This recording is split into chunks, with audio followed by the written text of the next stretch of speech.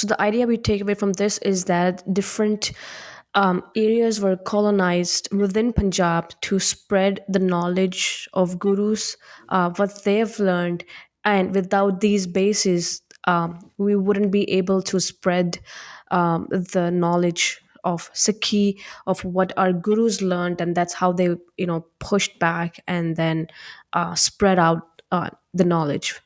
I think colonized is probably not the right word to use because colonized means a very specific type of political regime, right? So there was never any. It was never Okay. forced upon. The gurus never went to a piece of land and Okay. subjugated those peoples. Burnt their libraries and completely introduced a new system. Guru Sahiban, they bought the land. So even like, for example, Anandpur Sahib was originally purchased by Guru Tegh Bahadur Sahib, and it was originally called Chak Nanaki. So they always purchased the land from whoever owned the land at the time, and then it was organically grown. And it was really a safe space for the Sikhs to exist as Sikhs. And it wasn't exclusively for the Sikhs. We have this idea of Sabat Dapala, Sanji Valta, these ideas that come out of Gurbani. And the Okay. gurus, they weren't just speaking about these ideas, they were bringing those into the world, actualizing them.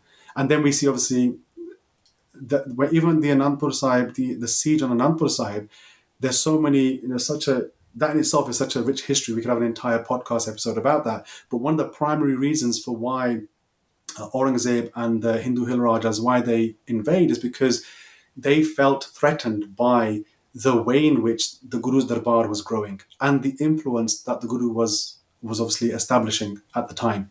So obviously, the Vishwara of Anandpur Sahib happens, and eventually we see then, Banda Singh Bahadur establish the first Khalsa Raj. So in fact, when we look at our Itihas between 1708 to around about 1849, which is after the passing of Guru Gobind Singh Ji Maharaj and the fall of Maharaja Ranjit Singh's Raj, and when the British arrived, that 140-year period, एक इतिहासकार लिखते हैं Ratan Singh Pangu, he says that when we look at that history, there's one of two things that the Sikhs did. कि Sikh Raj करे, कि Sikh lar mare. That either the Sikhs established Raj or they died fighting in the pursuit of Raj. And you can look at our house from any angle, really. That period, nobody disputes that. So the initial 150 years, 140, 150 years, the Sikhs, it was the primary focus that we have to establish some area of control or influence where we can be who we are without the threat of conversion or oppression or tyranny from other surrounding areas. So that's why I say it's not the same as colonization, because they weren't going out and actively, enforcing themselves on another people or another land. But at the same time, the idea of Raj was instrumental. It was an integral part of the Sikh movement.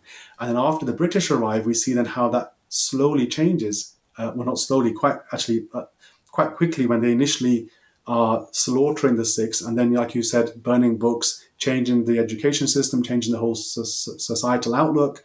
And then we see, obviously, the emergence of the India project and what that becomes eventually. But the point being before that is the Sikhs understood the duty they had to have that an area, let's just call it an area, which is why the book is called Sikh Sovereignty. That was integral for Sikhi to grow. And that model was taken from what the Gurus had established with these various towns, nagars as we know them in Punjabi, which obviously still exist today. But today they've become just these kind of historical sites, right? Heritage sites, or Gurdwara Sahibs are built there. But in their heyday, they would have been fully functioning towns, with their own economy. We know, for example, like Guru Arjan Dev Ji Maharaj, or Guru Ram Das even, they invited 52 different tradespeoples to Amritsar Sahib to grow Amritsar, to grow the actual city, to make it flourish. So the thinking of the Gurus was there was never this idea of shying away from worldly affairs. It was always, if you're going to be involved in the world, in this kind of temporal space, in this political space, it had to be done with a particular style of governance. And that governance we find from, Sikh Siddhant, from the way in which we're taught what the world is through Gurbani, through Sarvat Tapala, never to oppress somebody else, never to impose yourself upon other peoples. That's obviously what then takes place. And then we see, like I said, a change, and And that change, I think we're still reeling from the effects of that colonial encounter. Because, one of the main reasons why I wanted to write the book actually was to understand what happened in 1984, to really understand what led to the invasion of the Bar Sahib. And it's funny now because I started in 84, and then I went back to 1978, and then slowly 1947. And then I was like, okay, well, how did we get to 1947? Then I went back to 1849, and holy, as I read more, I had to go back to the beginning, because for me, I had to revisit the whole process. And actually, that's why I think there's over 500 citations in the book, various different scholars, Persian sources, British sources, our own writers. Um, and for me, it was the closest I could get myself to create a comprehensive account. But the focus was specifically on understanding Sikhi as both the political and the spiritual, not Sikhism, which is what comes later through the British. There's just this religion. So that was a key focus of it all.